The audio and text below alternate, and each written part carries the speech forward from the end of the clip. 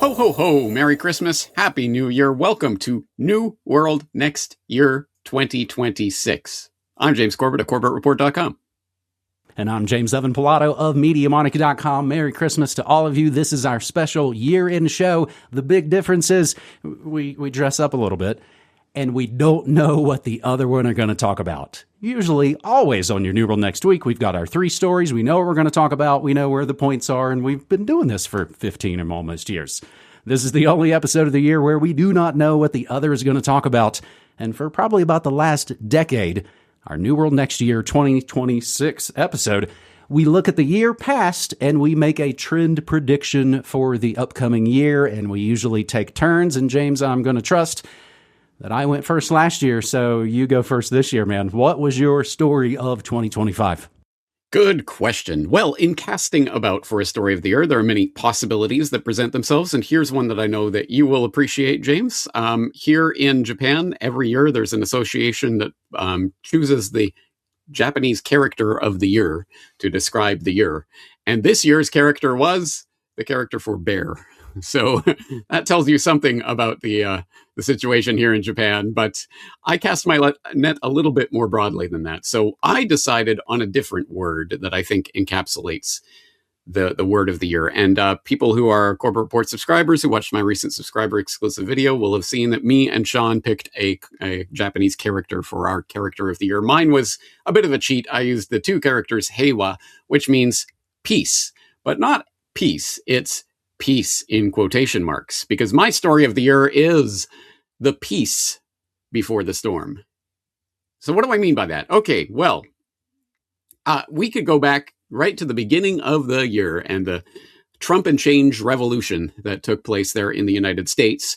For Secretary Pete Hegseth's, formerly Secretary of Defense, now Secretary of War, his first message to the force of this year, where he said, quote, "The president gave us a clear mission, achieve peace through strength," which led to this bizarre thing where even Carolyn Levitt and other Trump minions were trying to claim that Trump had invented that phrase, peace through strength. No, I've been hearing that my whole life. I don't know what you guys are talking about. For those who want, there is a fact checker article about it. Peace through strength, the origin of the phrase used by the Trump administration, that points out it goes back to at least the 1960s. So yeah, no, Trump did not invent that phrase. But yeah, peace through strength. In other words, the Orwellian version of peace. And I think that's what I'm getting at with my choosing peace before the storm. So what does that look like? Peace in Gaza. We got peace in Gaza, guys. The genocide's over, but not really. We have this headline, for example: Israel has killed 339 Palestinians in Gaza in ceasefire violations, according to the health ministry. And that was last month's numbers. Who knows what they are now? And of course, the worst joke ever, one that we covered here on New World Next Week: Trump's son-in-law to help run Gaza with Tony Blair. Yay, wonderful. But don't worry, guys. Blair won't be on the board of this board of peace. He's going to be on the executive board underneath that board. So don't worry, guys. He's been dropped from the big boys chair. Of course, he'll actually be running it, so it's probably even worse. Anyway, well, peace in Gaza, not quite. Peace in Ukraine, right? Trump said he was going to have this all solved in 24 hours. It took a little bit longer than that, but we got the 28-point peace plan, right? Yeah. Except, of course, Zelensky definitively shuts door on Trump peace plan, won't cede territory. Putin says ready for war against Europe if attacks on Russian tankers and energy continue. Russia rapidly gaining territory in Ukraine ahead of Downing Street summit, etc., etc. Obviously, we have seen nothing approaching peace in Ukraine, and it seems like we're not on the verge of it either. So what else? Oh, yeah, we had the Peace Prize going to Machado this year, right? For bringing peace, or at least asking for peace love bombs to rain down on Venezuela. If you don't know about that story, you might want to see my earlier podcast from this year. The Nobel War Prize strikes again. And, oh, by the way, it just so happens that the giving of that Peace Prize to the warmonger Machado actually literally breaks Sweden's own laws. But that's a side note. I'll throw the link into the Gray Zone story covering that. But hey, guys, Trump may not have won the Peace Prize directly, but he won it indirectly. He won the consolation prize. President Trump wins inaugural FIFA Peace Prize. Remember that from last month? Just nonsense. So yeah, there's a lot of peace to go around, but of course it isn't peace. And we know that there's trouble everywhere around the world right now. And perhaps the best reflection of it, as I said, we went into this year with the US at least claiming, at least pretending it was a Department of Defense. But now they are spending $2 billion to rename the Department of War. So I think that is the type of peace that I'm talking about this year. I think it's a return to some bit of truth in advertising. It was originally the Department of War. That's if there's anything to like about the Trump era, is that it becomes a more truthful empire, James.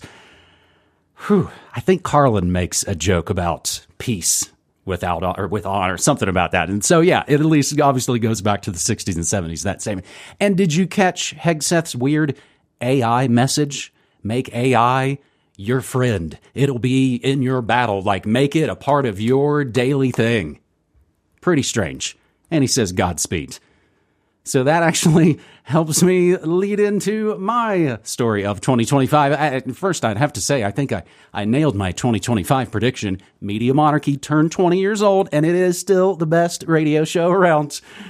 And, you know, I always bring the high strangeness. For my story of 2025, Brock asked me a couple days ago, you know, we always have our rolling message about how to plan and work on all these episodes. Brock asks if there's, hey man, can you give me some ideas about what your story of the year might be so he can start collecting the assets to build the video that you are now watching? And all I could say in the moment was, AI music is awesome. And I think that's my title. Since stand-up comedy and punk rock killed each other in a murder-suicide pact about 9 years ago, AI music is awesome. It never told me to vote or what medicine I need to take to go see him in an overpriced concert. It doesn't sell me bad religion COVID masks. I almost wish I would have bought some of those just to have them for you know, the era. To clarify then, I think we've said this on this show before. I don't need to hang out with AI or ask it questions or act like it's my friend, father figure, confessor. But it's been fantastic all this year. Plus, it doesn't go to Saudi Arabia for a paycheck while acting like it's speaking truth to power as a court jester. It just speaks, and nothing can really stop it. I've already started joking like, I didn't say that ish. That was AI. That wasn't me. Almost Vinyl is maybe my favorite band of the year. AI comedy songs, but they're not cover songs. They're satire. It's not parody. You know, parody is like SNL, easy bull plop for TV people. Satire's harder, but can be more rewarding. Almost Vinyl has basically built a roster of artists. They write backstories and plots and all the liner notes for the singles and talk about the producers and have studio anecdotes, all fake, all completely made up. Almost Vinyl, the forgotten hits of the past, present, and future back again via AI. It's almost good. It's almost music. It's almost vinyl. They have songs like Marty Waterhouse's Waffle House Gunfight. He's like the Marty Robbins kind of old cowboy character. Booker Sharp's What Does the Mofo Gotta Do to Make It in This World? It's like Marvin fake and gay. They are often filled with swears, because that's what you do when you're playing with a new thing. Hey, can we make this say boobs? Other hit songs like I Think My Cat Wants to Kill Me, Jesus Is Never Coming Back Because You Won't Stop Touching Yourself. On Halloween, they put up a song called Talking-ish to Ghosts. Comedy has to, I think, sort of continually push things forward and find where that line is and step over it. And it seems like the Bill Burrs of the world weren't really doing that anymore, so now this kind of has. And we've said for 20 years here, randos on the internet are funnier, faster, and sharper than any multi-million-dollar writer's room filled with a bunch of Ivy League agendas. And there is a biggie kind of wedged right into the middle of all of this, the year that was the Kanye Show, a.k.a. Ye. He made a song you may have heard about called Heil Hitler, and besides it being hated and scorned, rightfully so, it was immediately, as many things are, just sort of sucked up into this world and parodied into something better. The big band version, the classical version, the Motown version, the super racist Chinese version. Then Kanye said he was done with Nazism and he put out a new version and called it Ninja Hallelujah. So that was kind of strange. So that might also be a little bit of the honorable mention buried lead story of the year, too. They call it the Great Noticing. Luigi, the Great Noticing, and AI music is awesome. Those are kind of my three biggies of 2025. And the Luigi story, Luigi Mangione murdered Brian Thompson, CEO of United Healthcare, over a year ago. That was how we were wrapping up 2024. It's fascinating because Luigi is the spoiled rich kid he hated Brian for becoming. After Brian worked his butt off, he grew up on a farm. Yes, health scare is a giant scam, but that dude worked his way up on a farm. He was not a rich urban Nepo baby like Luigi, but still, crowd-funded assassinations, fascinating. But back to my artificial instrumentals, what do I say? They steal the real and sell you back the fake. There's another channel called Hard Archive on YouTube as well. They mostly only do racist stuff, like I feel like saying N-word tonight, and Robert Zimmerman's Zionist ode, Everybody Must Be Stoned. But when you're always just kind of at 11 with that, there's no really where else to go. Hard Archive, waking up at the crack of noon to cook up hilarious tunes. I have said on air all year, if I was a Bilderberger, Spotify, baby buying, orb staring AI guy, I would roll out a roster of AI bands like it was a season of TV shows or a line of comic books. And be like, hey, these are fake computer bands, but we think the songs are pretty sweet and you might too. Recall the movie Simone, a fake CGI pop star controlled by Al Pacino. We watched F for Fake in the Monarchy the other night as part of my year-long Orson Welles deep dive, huge Orson Welles fan and student. It's all about art and hoaxes and forgeries and fakes. Today, what we would call it NFT for fake. And I hear what you're saying. But Top Jimmy, surely AI couldn't replicate the artistic genius of Pollock or Rothko or the Asian aping ultraviolence of Quentin Wu-Tang Weinstein Tino. But maybe it can. It gets better. There's a Monarchy member that started making AI songs on a platform called Suno, which was already a drone metal band. I have had a joke / astute take on news media. I could hit up Horace, that's his handle in the media monarchy kingdom, Marty, and he can make it happen. Castbot and I, riffing about what would an anarchist like barbershop quartet be? And because I knew the group Rockapella, I was like, boom, Anarchapella, bam. Rat-ass song lands in my lap. Anarchapella's The Invisible Hand Harmony. I'll include the links to all of these songs I'm talking about. And then we just kept making more. Door Slam. What? About Maxine Waters trying to get into the ICE facility without a proper appointment. Grow coffee in dead malls. That is one of my ideas about America, isolationism.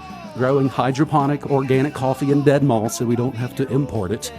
Let's get renarded in here for my gnarly Thursday shows.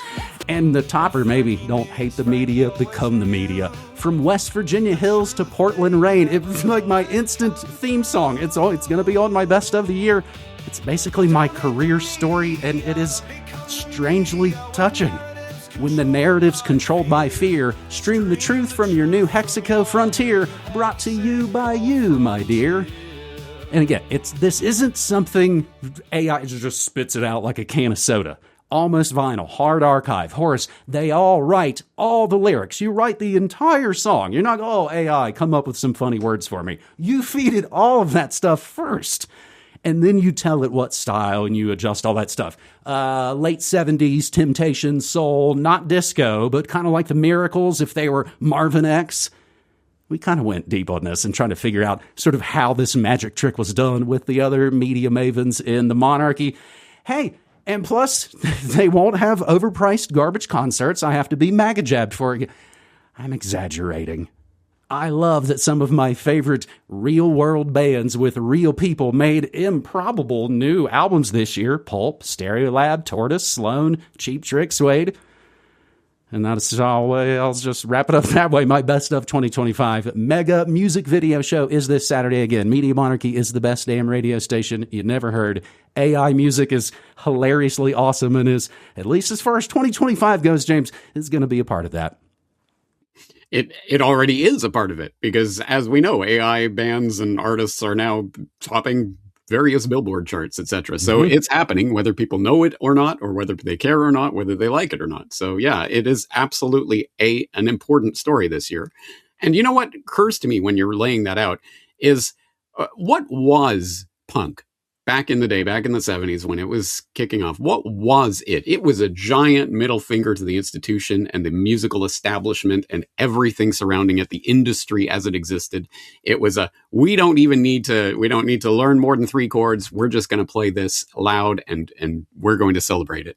And in a way, I guess this is a sort of extension of that revolution, as in a big middle finger to all the establishment and the industry and all of the $1 million pop production garbage. We don't need that. We can just type it up on our computers in a few seconds. We don't need you anymore. So I appreciate that spirit. However, I'm still on Team Humanity, and I'm still waiting for I think the real revolution is when people say, screw all this technological garbage. We do not need your computers and sitting in our rooms. We're going to go and make real music with real instruments in the real world, and it's going to have nothing to do with your music industry as it's become. But I'll hold my breath on that revolution, and we'll see if I make it. I honestly think that's why the resurgence the last several years in country music, not just because of Trump at all, but it's because there's humans playing instruments passionately together live. They did the Country Music Awards on TV, CMAs, a couple weeks ago. It was fantastic. I was messaging with my mom.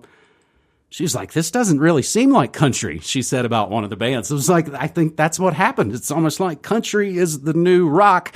And that's why, of course, they've all come for it, and it's all being sort of exploited and blown up, as is always going to happen to anything real that starts up. The system that, of course, can't create that kind of stuff itself, it needs that. So, of course, it's going to come to it, and it's probably going to infect it, and it's probably going to ruin it for a little while, and then it'll fall apart, and then it'll revive and turn into something else. And that is the way it keeps going on and on. Yeah, 3 chords and the truth, I believe somebody made some reference to, James.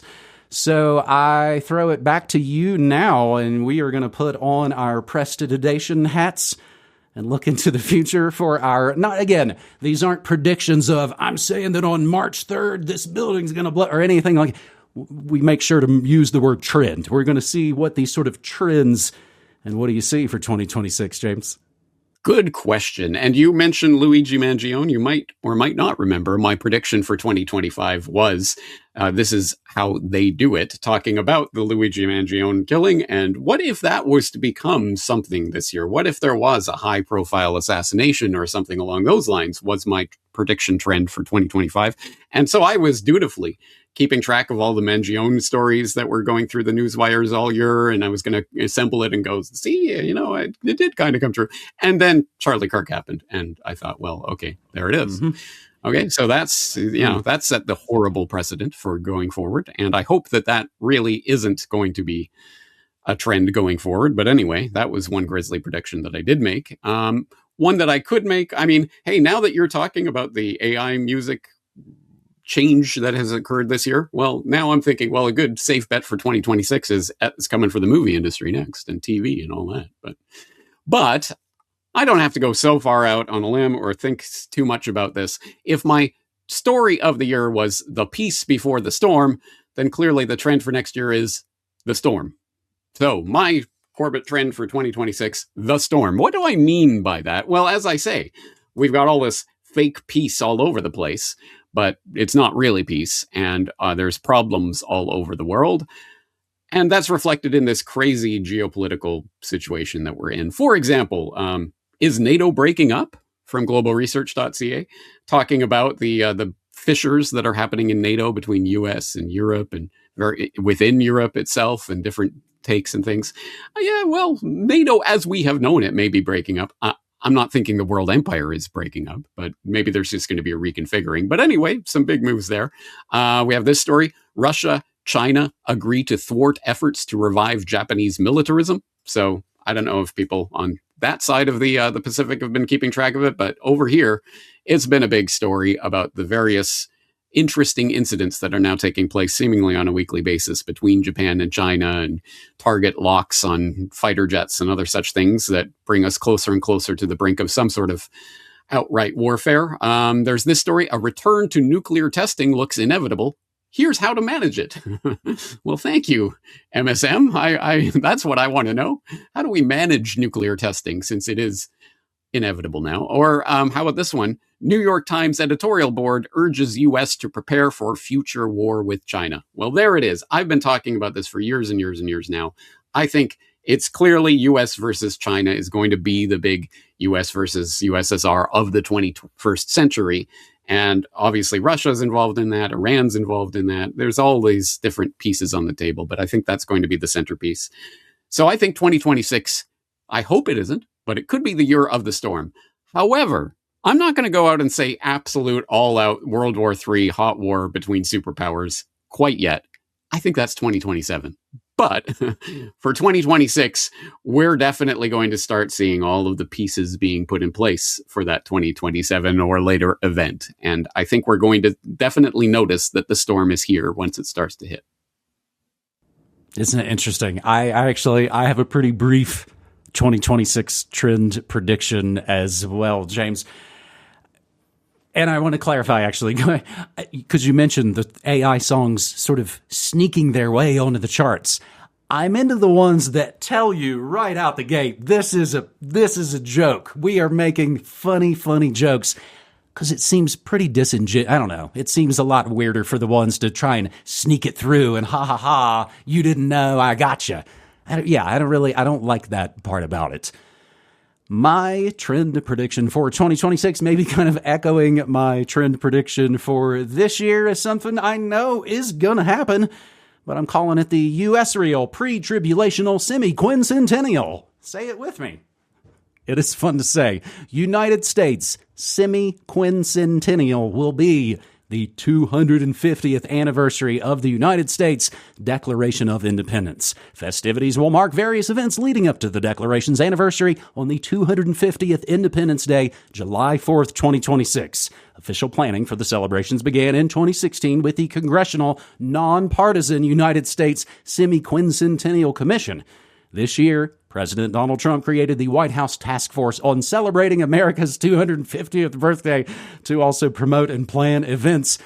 So all I would basically say is I would read every seemingly staged news event through, as maybe you'll always do anyway, watchers of New World Next Week, through a synchro-mystic lens. I mean, it's going to be jingoism, patriotism, nationalism of the highest order. Again, but with all the dinosaur media and Civil War movies, they've been ginning up a lot of division lately.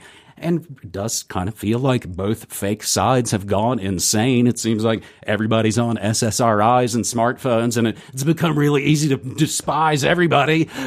All part of the show, folks. International Cokes and Pepsis all fight about how the other's bad for doing what they do, but when they do it again, it isn't bad. Now, I had a guy tell me, back when I was first started doing Media Monarchy, 9/11 Truth Radio Show in 2006, he agreed, knew all about so-called conspiracies, but what he said then always stuck with me. He said, I'd save my breath until you were underwater. Meaning, nobody's going to listen to you, and it's not going to matter until maybe everything gets hot. So it's USA 250, and what, maybe also, this is the part that all ties in, the beginning of the end of the state of Israel. The Bible that they give us, without the giants and the super psychedelic freakouts and stuff, says nations will turn away from Israel. I've always heard this. I grew up in the church. I grew up in the Satanic Panic, and I grew up with the rapture. Nations will turn away from Israel. But I think we're seeing exactly why right now, every single day. Again, this is bigly on the end times, and I think Zionists trick Christians into supporting a lot of this. I don't feel like the rapture was ever really around. It's something that kind of showed up in the last 100, 200 years by Darby and Schofield, and it kind of all seems like a trick. That's a little bit far afield, but that's really what I have for my 2026 trend prediction. I would also argue, as you just said, it's already happening. We're already soaking in it, Madge, and it's going to go all the way through 2026. So just try to think of like these sort of sync events. like with Boston harbors and taxes, of course, and maybe new declarations of dependence and such. And hell, maybe we'll all have a come together moment where Cokes and Pepsis and MAGAs and trans atheist fetuses will all do a income tax revolt. I'm calling it the U.S. real pre-tribulational semi-quincentennial. James, get ready to party. Just don't make me say that 3 times in a row very fast. But yeah, good call. I had forgotten it was the 250th coming up this year. I am assuming Trump is going to have some kind of party planned. I don't know. I mean, it's going to be over the top. It's going to be crazy. Anyway, all right, cool. Well, that is quite the trend. And I think there's a lot of overlap with what we're saying here. You know what sticks out with me, though, is that I have the exact opposite take on the breathe, hold your breath until you're underwater. No. You got to scream and shout and make a noise before you go underwater, because once you're underwater, ain't nobody going to hear you. You're going to be drowning. So I have the opposite take. And I feel that. I feel we may be underwater at this point, because I feel that it's getting harder and harder to reach people with new information at this point. So I think the time for spreading Johnny Appleseed about 9/11 truth was 20 years ago, and the time for holding your fire for when people are ready to listen, maybe, at the time we're at. But anyway, yeah, it's clearly going to be a huge year in a lot of different ways. And I think we both touched on different aspects of the same thing. So that is, as far as the canon of New World Next Week goes, that is episode 613, but we call it New World Next Year 2026. And just like normal, I always get to play the exclusive audio of these New World Next Week episodes on my Thursday morning show at MediaMonarchy.com/listen. Again, it's not for everybody, but if you are a fan of passionate old school radio, again, I got letters I used to run my college radio station. I got letters there from people 16 to 60 years old being like, this station sounds amazing now. It's my main favorite thing I love to do. I love to curate news and music for people and get them the media and the things that they like. James, I've joked before about trying to be some sort of media concierge, but I don't know if there's any call for that anymore in this day and age, or there's never been a bigger call, because there's never been a bigger pile of mess for people to go through. But if you tell me, hey, I kind of like this and that, I'll be like, man, you got to check this out. So if you like to check it out, come check it out at MediaMonarchy.com. I, again, have been doing it for over 20 years. I started out doing the morning announcements in high school. I ran my college radio station. I got a big mouth. I got lots of breath, but I got lots to share and lots to give. So that's it, James. New World Next Year, 2026, buddy. Awesome. Thank you for another year at all of this. And thank you to all the people who are out there supporting this work. Again, we couldn't do it without you guys. So newworldnextweek.com is the store if you want to buy our merch, our swag, our DVDs, our USB sticks, our digital downloads. It's all there. And I'll just take this opportunity to remind people that for at least the next few days, if you're watching this as it's being posted, up until Christmas Day, you can use Christmas 25, CHRISTMAS 25 at checkout to get 25% off any Corbett Media DVDs, USB, digital downloads, not the swag. And subscribers, of course, can always get 50% off during this Christmas drive. And if you want to know how to do that, it's at the bottom of the latest newsletter, or you can get in touch with me if you don't know how to do that. The other thing I'd like to say is reportagebook.com. The audiobook is now available for purchase. You can purchase it directly from reportagebook.com. It's populating out to the various audiobook seller sites as well. So appreciate your support that way too. And thank you, James, for doing what you do. Thanks to Brock, obviously, for putting this together, editing it. Thanks to Cassie for keeping the store running. Thanks to Sean behind the banner here for all the work that he does administratively behind the scenes. There's a lot of thanks to go around, because obviously this is much bigger than just the two of us. Absolutely. And Cassie sends her love and best to all of y'all who help, again, make all of this happen. James, Merry Christmas. I love you, man. It is a pleasure getting to work with you year after year. And I guess I'll see you. I was just trying to do the quick math in my head. I'll see you in our 17th calendar year of New World Next Week in 2026. I am feeling older by the day. Thank you. That's why you got to put your punk rock vest on and try and hopefully have some fun and laugh in the face of the New World Order. James, I love you, man. Thanks. Yeah. Merry Christmas. I love you. I send my love to Cassie. Thank you guys for doing what you do. And let's do it again next year. Yep. Take care. Take care.